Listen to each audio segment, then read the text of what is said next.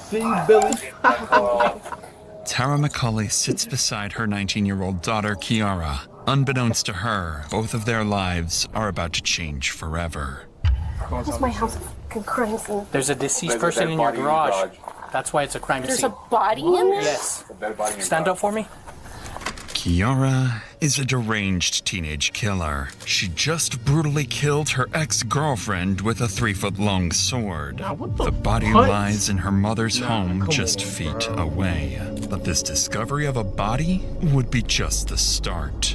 The investigation that followed would reveal a vile teenage couple whose actions left officers, family members, and detectives in utter shock as their horrifying crimes slowly began coming to light. Yo, that's a lot. That's a lot. A sword. Like, a sword. Bro, when police say a sword, they're dead ass talking about sword. No knife, no, a sword. You see like slashed on her knee. That's crazy. And then there's a big ass sword, and then there's blood stains all over the bed. I looked into the garage. She goes, No, "Oh, nah. I just did it." Walk this way. What the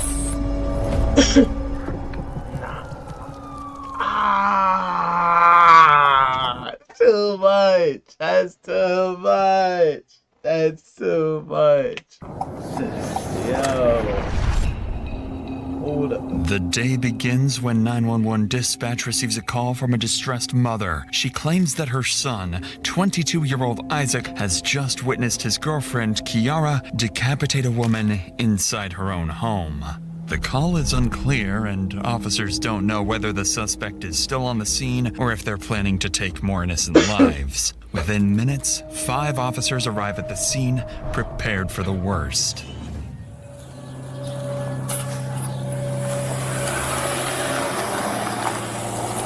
Need someone on the backside from the alley. Somewhere down here, 5941.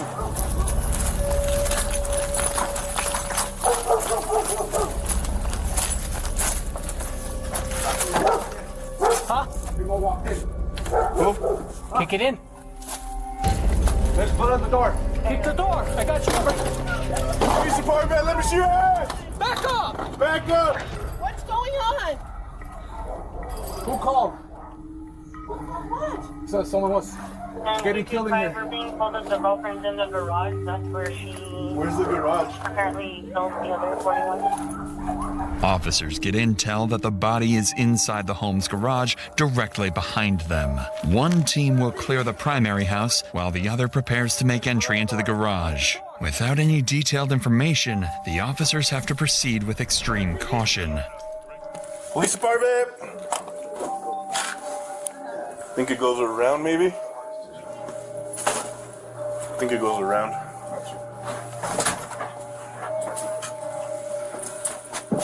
How do people live like this? While the officers in the house find nothing of interest, the same can't be said for the team entering the garage. Who's in this garage? My fucking door! Someone just called that someone just got... Step over here. Step over here. Someone just got stabbed. Inside that garage. Is that here? No!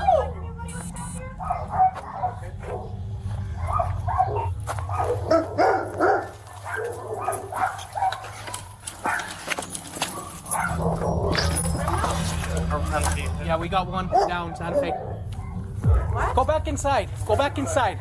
I'm not gonna tell you again. Go back inside. Detain him, detain him. What are you talking about? Santa Fe police, anyone inside? Watch it. Yeah, I can't. Got one down. They can't clear. He's right here by the door. Is there somebody in there? Open that back door. The garage. Can you open the garage from that side? No, it's broken. It's been broken for 10 years. Inside the garage, officers find 21-year-old Grace Jennings dead. She has a deep laceration across her neck and several slashes across her body. Tara McCauley appears completely clueless about what's happening. However, the same can't be said for her daughter Kiara. While officers continue searching the garage, body cam footage captures 19-year-old Kiara frantically explaining to her mother what happened. We have Isaac on the phone. Want to know if you guys need him? I guess he's the boyfriend. Where's he I at? got really pissed off, of course. But why would she be here if he invited her last night? Let me. So I was angry. she stayed the night Yeah. in my house? Yeah, and I'm pissed about it. Grace is not allowed here. She knows that.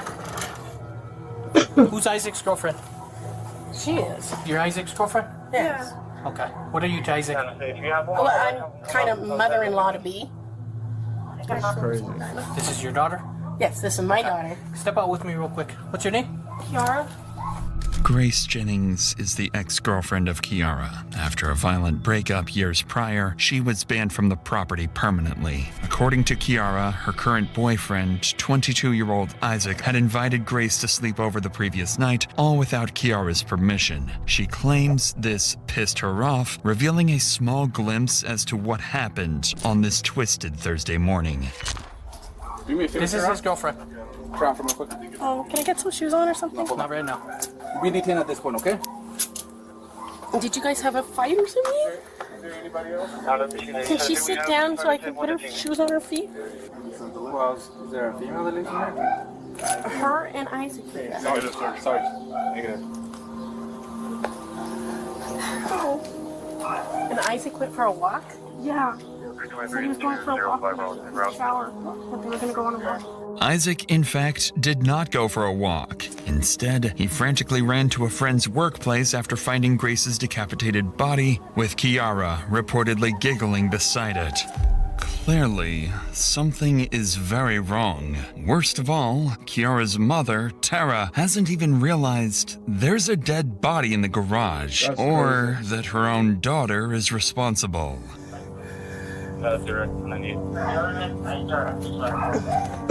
I have cats. I have to. They can't Unfortunately, get out ma'am, the but this is an active investigation, okay? house. So Can I nobody's going block back the in the door house. somehow? No, this is a crime scene at this point. That was my house, a fucking crime scene. There's a deceased There's a person dead in your body in the garage. garage. That's why it's a crime There's a scene. body in there? Yes. Dead body in the Stand garage. up for me. Let's walk this way. What the fuck? Go and come here with me now. As officers clear the home and detain Kiara, it seems the chaos has finally settled. Or so they think. Because just seconds later, Grace's mother arrives on the scene, completely unaware of what has just happened to her daughter. Hello, I'm Sergeant Rodriguez. This is crazy. So we still have an active investigation here. I don't have a lot of the details. Is she okay? Grace! Is she breathing? Living? Is she okay? I'm not sure of that. I don't have all the information right now. What happened? We're trying to gather all the information, ma'am. So, like the Sarge said, if you could go back with us to the police department, and then we can give you a little bit more information from there. Who's Gray? Do you have an idea of Gray, or do you have a photo of Gray or anything? Grace. Of Grace? Grace, I'm sorry. This is Officers crazy. continue to comfort Grace's mother. They refrain from revealing Grace was deceased, something they'd have to explain later on. Across town, another team of officers begins searching for Kiara's boyfriend, Isaac, the only witness to the murder and a key figure in solving the case. During the 911 call, Isaac's mother told dispatch where he was, a tech store close to Kiara's house. Using that information, officers quickly tracked him down. Alright, stay right here. Let me look around real quick. For now, officers assume Isaac is simply an innocent bystander to Kiara's brutality. However, this will soon change. Yeah, there he is. He's coming out. Is that Isaac? Did you call us, bro? Here, come over here. You're good. Come here. You don't have any knives, any weapons on you? No. No? Just put it down for now. Just put it down. You're not in trouble. Gotta make sure you don't have any weapons, okay? Here, put your hands up right here. For now, bro, just because it looks like your girlfriend or whoever's in there is really injured. So for now, we're gonna put you under detention, okay, until we can figure this out. You're not under arrest. And who's in the garage? Who lives with you in the garage? Your girlfriend? Kiara, my colleague. Okay. So can you tell me, how did this call transpire? How did you call us? I walked into the garage. Yeah, and this is crazy. when I walked into the garage, she goes, "Oh, I just did it. And who was this? Kiara McCully. She told you that? Very calmly and everything. Blood on her hands and... Okay. Officers have no reason to suspect Isaac of the murder. He remains cordial and provides them with a chilling account of Kiara's behavior after the murder. But his demeanor starts to take a drastic turn as he's placed in the back of a patrol vehicle. What was your name? Isaac Apodaca. Isaac Apodaca. Do you need to get checked out by meds, man? No? Okay. You want the air or anything? Are you hot, cold? At this, we'll roll down the window. We'll give you a minute, all right? No. I was already planning on leaving today too. I have all my stuff packed up and I wanted to go to my mom and dad's because I'm not in a good mental space. To the untrained eye, Isaac's emotions might seem like shock from what he just witnessed. This is simply not the case, because Isaac was far more involved in the murder than he's letting on, and he knows it's only a matter of time before investigators start to catch on. What the fuck? Police end their conversation with Isaac, and both he and Kiara are transported to the Santa Fe County Police Station. With both suspects being successfully detained, detectives will begin their process of individually interrogating Isaac and Kiara. One detective will conduct both interrogations, yet they'd turn out completely different from one another. Kiara's especially takes a dark turn as she delivers answers with a chilling truthfulness. What follows is not simply an interrogation, but one of the most disturbing conversations we've ever covered. Have you ever thought about hurting her or killing her? I've had dreams like that. And how would you kill her? Depending on the dream. So there's several dreams. Yes. But before the interrogations begin, the detective in charge will go to the crime scene looking to gather information from the primary officers. The detective assigned to this case is Javier Vigil of the Santa Fe Police Department. Javier is an experienced detective who, as of 2025, has been promoted to SWAT commander for SFPD. His objective at the scene is clear: to gather as much information as possible, as quickly as possible. He's focused on identifying the primary suspects and determining any potential motives. Every detail will be critical in shaping the narrative he'll use during interrogation, and ultimately, in securing a confession. What he doesn't realize yet is that his investigation will prove far more revealing than anyone anticipated. You got here first? I got here first, but we all kind of walked in at the same time. I come here, and from here, you have a straight shot. So I see her, blonde girl, black t-shirt, run inside. So I call contact, approach the door, open it. No one's answering, so we break the door down and she's like, oh shit. The suspect's boyfriend is the one that called it. No, it's a 41 that called it in. A third party, 1041 called in. The guy's mom. And mom's like, I have no idea what happened. This one's acting a little like weird, not saying anything. So we finally detain her, cool. They go inside the garage and find the body. You see like slashed on her knee. She's missing a ear. Okay. And then there's a big ass sword right as you walk into the right on the dresser, and then there's blood stains all over the bed. Okay. Did we knock at the next door neighbors, see if anyone heard anything? Let's cross that off the list, so that's done. See if we get anyone that heard anything, and then we can take everyone back. We'll knock out our interviews, get our paper, come do our search, and then we can let go of the scene. Detective Vigil and his team go on to get further information from neighbors. This, alongside the primary officer's account, gives him a solid report to go off of. Kiara, Isaac, and the victim, Grace, had all individually dated each other at different periods. Grace and Kiara had a toxic relationship and quickly turned into enemies after their breakup. Isaac had also previously dated Grace but had a dramatic breakup after just days of being together. Isaac was 20 and Grace was just 16 during their relationship. During Isaac's ride to the station, he explained to officers that he had invited Grace to Kiara's house because she had no place to stay for the night. Lastly, Vigil was informed that just a day earlier, Isaac had been charged with domestic battery against Kiara. The specifics were unclear, but these suspicious details would leave Vigil on high alert going into his interrogations. But before we continue, it's worth noting that covering stories like this, you realize just how much people are forced to carry. Fear, trauma, even the day-to-day burden of surviving. And sometimes of your credit score. There's no minimum required to see how they can help you. They tackle credit card debts, personal loans, collections, medical bills, finding the right solution to save you money and get you debt-free faster, putting you back in control. And their results speak for themselves. PDS Debt holds an A+ Better Business Bureau rating, boasts hundreds of 5-star reviews on Google and Trustpilot. That's because they've helped tens of thousands of people break free of debt. Stop for you right now. Listen. Is that okay with you? Yes. Okay. Well, just because everything's kind of new and developing, and like I said, we don't really know fully what's going on, I do want to advise you of your constitutional rights before we talk at all. Detective Vigil wastes no time in assuring Isaac he's not a suspect. But that statement is a calculated lie. As we know, Isaac had been charged with domestic battery against Kiara, a violent pattern that Vigil was already aware of. Combined with earlier details, they had every reason to view him as a suspect. Still, their strategy was clear. Avoid confrontation, keep Isaac at ease, and let him talk. So the only thing I ask is for truthfulness. I'm going to be upfront with you. I'm going to be truthful with you. I just ask that you do the same to me in return, okay? Just tell me the truth and tell me everything that happened, all right? Okay. Because it's Lonnie McCauley's house, does she live there or does she live somewhere else? She lives there. Okay. In the main house. And when you say the main house, what do you mean by that? The main house, there's a garage in the backyard that's separated from the main house. It would be... If I gave you a paper and a pen, draw it out for me, kind of show me where Jaguar Drive is, show me where the house is.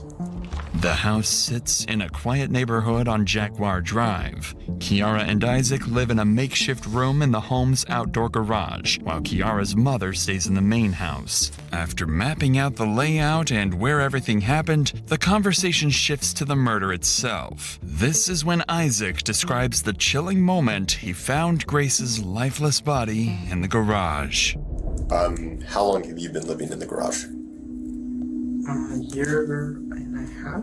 Okay, let's bring ourselves to today. And I want you to kind of tell me, in your own memory, what happened from that time all the way to getting here to this interview. So from the time it began would be yesterday. We were all hanging out. Nighttime came around. We started falling asleep. Kelly did not fall asleep. I was talking to Grace, who was in the garage as well. I said, we have to go. She's telling us we need to leave. And I left the main house to go use the restroom for the last time. And then I walked in back into the garage. She walks up to me and goes, I did it. With a smile on her face, and I looked at the ground and I was like, so I called my mom immediately to let her know that something happened.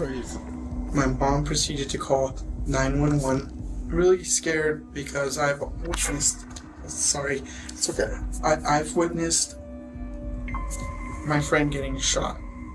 So, Separately from this? Yes. It was a while back. I was sitting in the back seat. Guy walked up. Blew his brains out. They landed on me. I had to testify in court, and anything like this gets me super traumatized, and it's a traumatic event. I can imagine. So when I went back in the garage, when I saw her in the ground, on the ground, I couldn't say anything because I was like, this is another one of my friends gone. I keep losing friends left and right. I'm scared right now. After recounting this morning, Isaac would go on to explain why Grace was sleeping at that house. He does not include the fact that the two females were in an ongoing feud, instead pretending they were all cordial friends. Kiara would provide a polar opposite recount in her interrogation. But before Detective Vigil gets to her, he has one final question for Isaac. How did you know that Kiara didn't want you guys there anymore? She woke up from what she said, she slept, but she was awake the whole time. And she turned over, told me, "You guys need to get out. I don't want you guys here." It was really freaking me out, so I was trying to get out. I was in and out of the room, trying to contact my mom to pick me up, to get me out of there. What time did you guys wake up at? What time did you wake up at? I woke up at about 7:50. At what time did Kiara tell you guys had to leave? She told us we had to leave at about 8:30. Okay. And between 8:30 and to the time your mom called 911, kind of what happened in there? But when I packed my stuff, I went inside the house, which was a stupid mistake for me to go in the house, use the bathroom, and then come back and see what I saw. After you peed, you went immediately back to the garage? Yes. So around what time would you say that was at? 11:47. No, I think we got the call a little after 1:30. Yes. Kind of an hour and a half gap there. Was there a long period of time that you and Kiara were trying to figure out what was going to happen?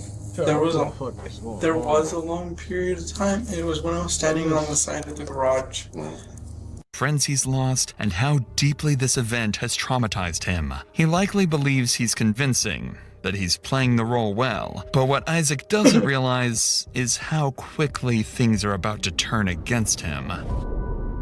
By the time officers come into Kiara's interrogation room to begin the interview, she's already been left alone for more than 3 hours. Plenty of time to think. In that silence, she began forming a plan, not to deny the murder outright, but to find a way to minimize her responsibility. Kiara knows there's no escaping the fact that a murder took place. The body has been found, and all evidence points directly to her. But she's not planning to walk out innocent. She's planning to walk out with a story.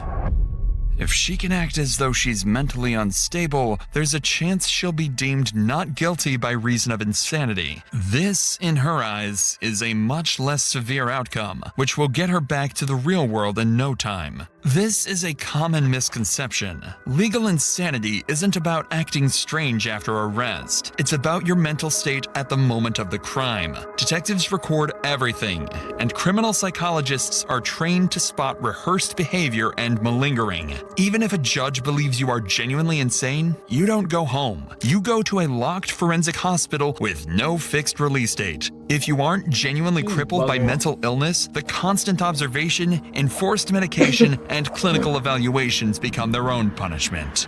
Kiara doesn't realize this, so she'll begin the interrogation with confidence that she can outsmart the system. Well, any idea why you're here today? I believe it's because somebody was found dead in my room. Where's your room at? In the garage. Garage? Yes. I was trying to make sure this wasn't a freaking dream again. It feels so weird. You believe someone was found dead in your room. Do you have any idea who that might be? Well, sorry, I'm really tired, but last night Isaac invited my ex-girlfriend, Grace Jennings, who now is going by Yamko. I don't know anymore. I always knew her as Grace, or Rose. Kiara takes no time to begin her act, alluding that she's had dreams of murder in the past. Unfortunately for her, Detective Vigil won't pick up on this, so she'll soon make another try. I was trying to sleep, but you were blocking memories for me again. God damn it. Sorry. Who are you talking to? My best guess is that I have DID, but I'm not 100% certain. What's DID? Dissociative identity disorder. She tried. I haven't had it actually diagnosed, but that's my best guess. She tried to use the whole system. DID is a rare but serious mental illness affecting roughly 200,000 U.S. citizens. Kiara is not a part of that 200,000, as her DID is completely self-diagnosed. Records show she had never visited a medical facility to treat this supposed illness, nor does her family recall her ever discussing it. She'll go on to explain her symptoms, which only further prove her theatrics to the detective. There are different personalities that come out. Do you have names for them? Some of them, yeah. What are their names? There's Abby, and then there's, we call her Jinx because she hates people saying her real name. Jinx. If you say her real name, she's mad. Then there's one personality that I haven't seen in a long time. Like, I haven't communicated with her.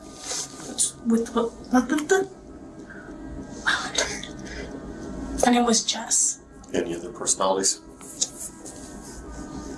There's the little version of me, which actually responds to my biological name.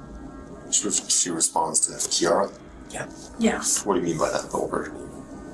It's like a little kid before bad shit started happening.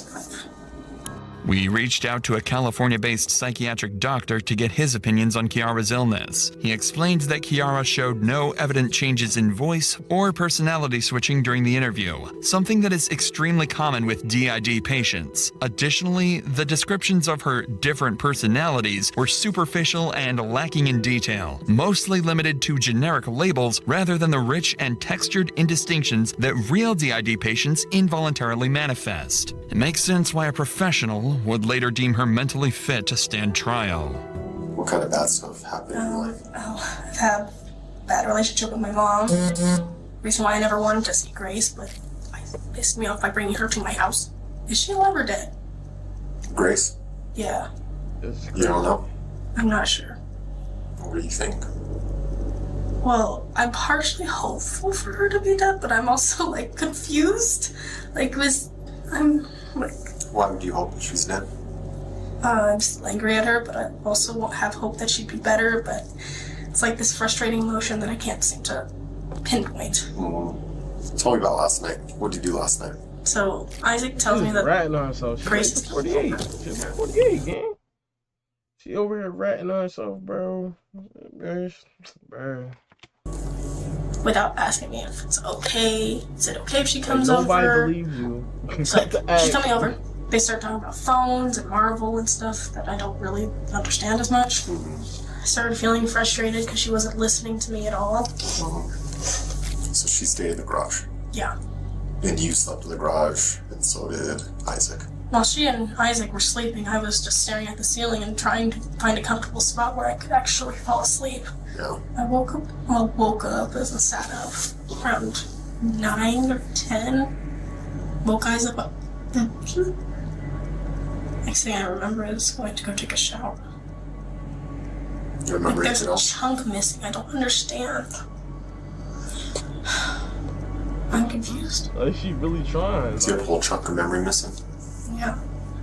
But you remember the whole night clearly? She's really trying right I now. remember most of it. It's like a little foggy because I'm like obviously exhausted.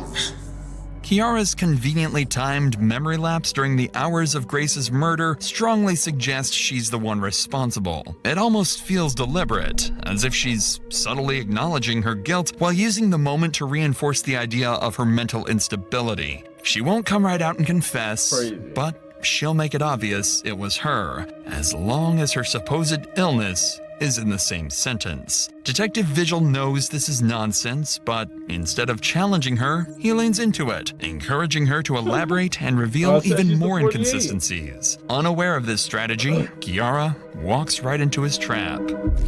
Tell me about these other personalities. What's Abby like? She's very protective. She takes control when I'm in a very dangerous situation and just says, okay, I'm here now. I am going to face this for you. Jinx is a troublemaker. Doesn't like people. So how does it work? So imagine you're in a house and there's this big TV with the PS4 or Xbox or whatever. So whoever's playing the game is in charge. Sometimes you can peek over and kind of see what's going on. Sometimes this personality decides, oh, I'm gonna go to this room that can't see the TV. Sometimes it feels like it's getting shut. While dissociative episodes are sometimes described using imagery of rooms or houses, her explanation sounds more like something taken from a movie than the words of someone truly experiencing psychological. Did I say she was like this shit was like Riverdale? Did I not say that, bro? Like, she coming with Niggas know that we don't play with it. What's the word? Hey, yo, what? I don't even see your name, though. I ain't gonna lie. What's good, gang? How you coming? You missing this whole video. First off, it's a dyke in the seat. She wildin'. She wildin', bro. But I really don't know who died.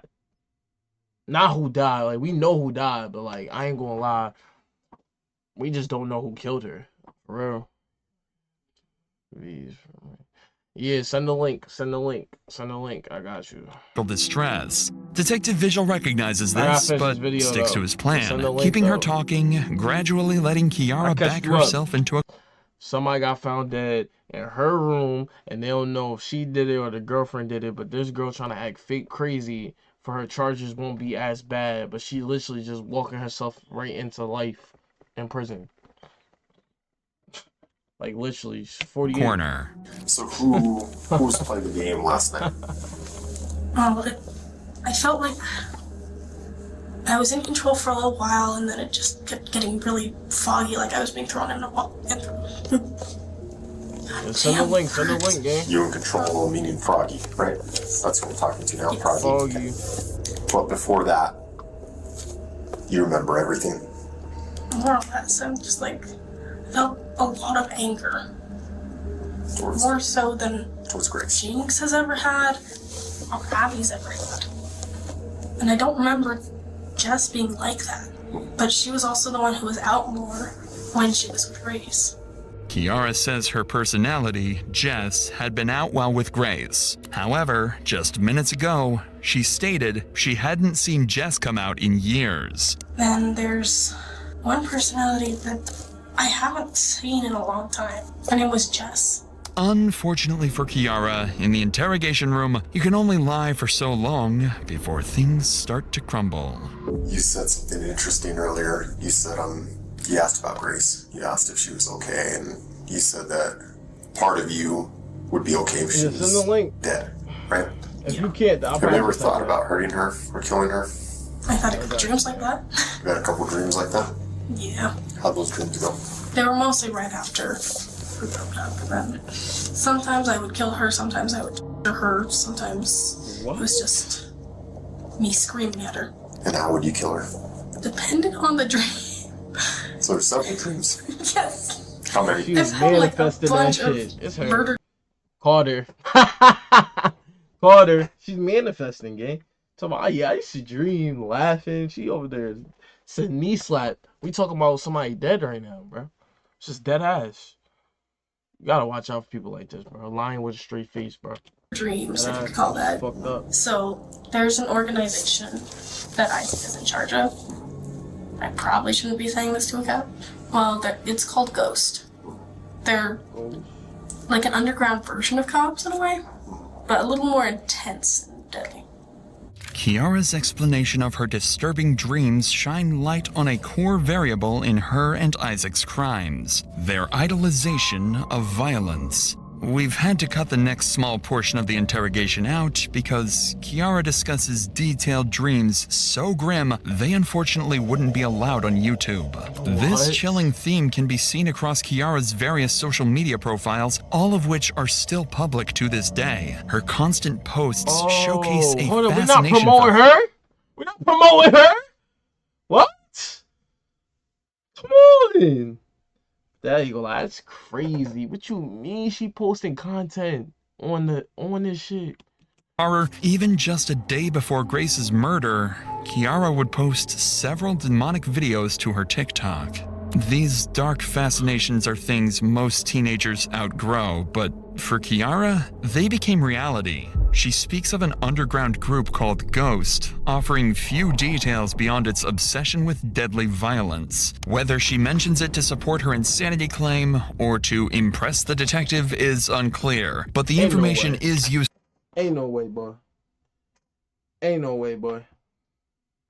Ain't no way.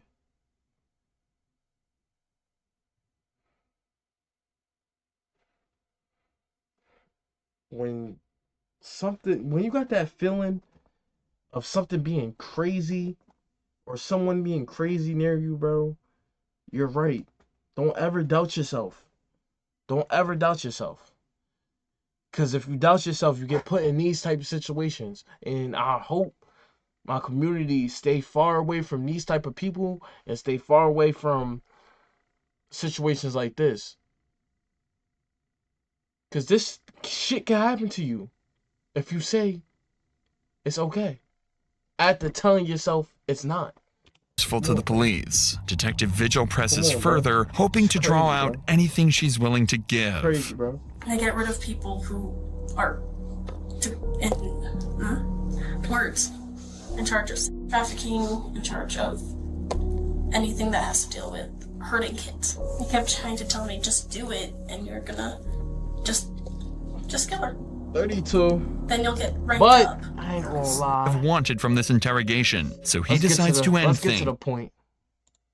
Leaving Kiara to spend the night in jail. His focus now is on Isaac and trying to hone in on how implicated he actually was in this murder.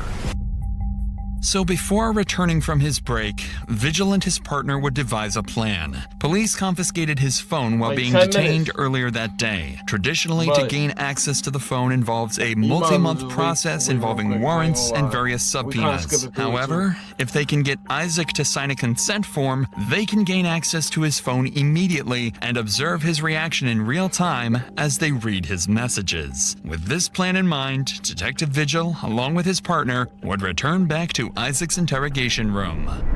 Hey Isaac, so I have your cell phone. I know our cell phones are very important to us because we have pretty much all our personal information on them and everything. Given that there were kind of messages You gotta react to mine as a fool. and this is How long? All right, hold up. How long is that? How long is that? Potentially evidence on your phone. Is that a so one way or song? another, we are going to have to look at the data on the phone. And it's just a fancy form and a fancy way of saying that you're giving us permission to extract the data from your phone and only look at things pertaining to this case. Yeah, sign right there, please. And the phone password? There's no password. No password. It's just a quick swipe up and that's it. Okay. The plan works surprisingly well. Isaac seems to be completely oblivious of what he just signed. Ironically, this very signature will most likely seal his fate in court, exposing countless deeply disturbing messages with Kiara. Okay, messages. Did you have any messages between you and Grace?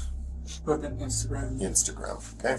Okay, so this is kind Caught of making it started. high. Hey, I got kicked out, and she's telling everyone to leave her house. I'm going to head to my fam's place. Kyle, making First it hot. of all, who? Second, my mom can only come get me at 3:30. Why is she kicking you out, and does she know I'm here? Wait a minute. I thought you guys all hung out the night before. We did. Grace actually thought she was being snuck into the home without Kiara knowing. Clearly, the two were planning something that Grace was unaware of. Isaac completely freezes as his lies finally begin to catch up to him. You'll notice Isaac go into this panicked state often in the next 25 minutes because this is the first of many more blatant lies detectives would find. So He's the 48. How come she doesn't know she's there? I was very confused and I told her. She's kicking me out because you're here and she knows it. Did she not know she was there? Because that's what it looks like. She knew she was there. Then why is it looking like in these messages? She knew she was there and acting like she didn't know where she was. And that was the part that threw me off. It was like, she's kicking us out. Why is she kicking you out and how does she know I'm here? I'm like, we discussed this. Okay. Where are your messages with Kiara?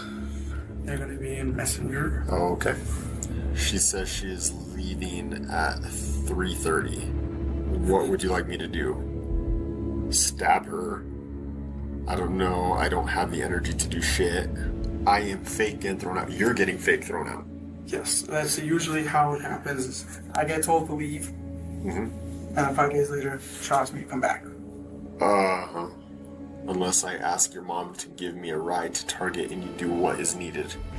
What do you mean you do what is needed? Oh, he lied! Oh, he made me lie with his great things! He lying! We got two! Thought you was low. He thought he was low, this dumb. Yo. Oh.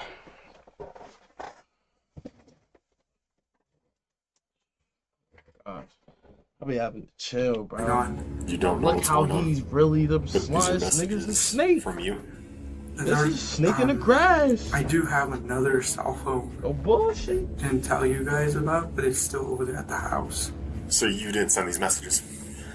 Or you did? on this from down on. It's hot right now. Everything Isaac is saying is a terribly orchestrated act. Moments of clear incrimination like this are often considered the critical moments of an interrogation. It's the point in which every decision the detective makes can be the difference between a complete confession or a failed session with the suspect. Isaac's nervous behavior indicates he knows things are slipping out of control, so Detective Vigil makes the smart decision to give up the nice cop act and start pressing for answers. Isaac, this is getting really weird, man. I have a second phone. You have a second phone? Yes. Where is that phone? Bro, they don't believe you, and he's still fighting for his life. Arrest him. Arrest him. He's still fighting. Like, come on, bro. Come on, bro. Tell him. I'm really confused Let him know. with everything that's going on. Let him know. Like, you're telling me Yup, let him know. You have two phones now, and those other messages aren't you, and it's what you're telling me, your statement, isn't lining up with these messages. Yup. Isaac's demeanor has shifted drastically from just minutes prior. He knows how poorly things have just gotten for him. Now, I told you at the beginning of this talk that we need to be so truthful. calm, though, I'm being bro. truthful. I do have a secondary phone. Damn, that's just crazy. And I'm telling you, the messages are not me. They're from Kiara to using my Facebook from me to Kiara, but I can't quite explain how it looks. Kiara to Kiara? Yes. Why would she do that? She's told me that she's wanting to ruin my life. Dagger because it's blunt? What does that mean? She asked me a question in the room, like, what is the difference between the dagger and the sword? Okay. And I messaged dagger because it's... Why is blunt better? She says you say it cuts like butter. She says just gonna stab the throat. Is that what she's trying to say? The thought. Just gonna stab the thought. Yes. Instant, or will it take long? What does she mean? Instant. What do we do about the mess? We burn it and I'll buy new blankets and bed? What's going on here, Isaac? She said was gonna stab the thought. And I thought like, oh, like she was poking the thought that was in her head about her dad.